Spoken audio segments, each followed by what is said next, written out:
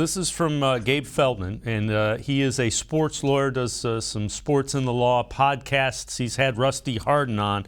NFL can almost guarantee this case will end up in federal court if they don't accept Robinson's decision. Not aware of any precedent whereby the commissioner increased the suspension by a given independent hearing officer, or where the commissioner even had the power to do that. He continues to say, at a time when the NFL is facing scrutiny from Congress about Daniel Snyder, battling lawsuits from John Gruden and Brian Flores, last thing in the world they want to do is end up back in court against the NFLPA, against Jeffrey Kessler, who is the lawyer, the independent lawyer, who is without question a heavy hitter in these matters. And that's an even better point.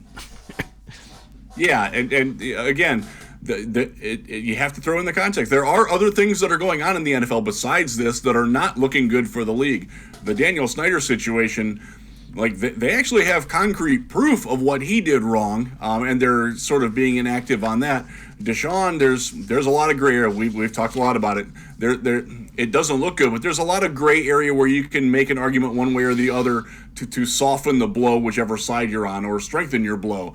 The fact that Snyder is still doing what he did and skipped out on a subpoena because he's overseas representing his own team, there's a lot that the NFLPA can come back and be like, hey, where are you coming from with this? Like, what are you thinking about? And Kessler is a very good lawyer. They have other very good lawyers. Remember Goodell as the commissioner.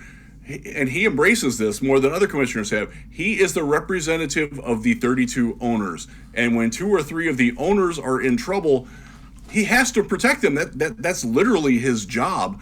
So he's got to give somewhere. And again, with the owners being the people who pay him and who empower him, if he goes against them, he doesn't have anywhere to go. So I think he has to do the giving.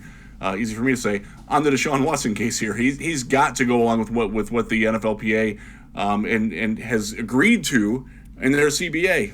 Otherwise, you're throwing out the CBA, and then you're starting over again.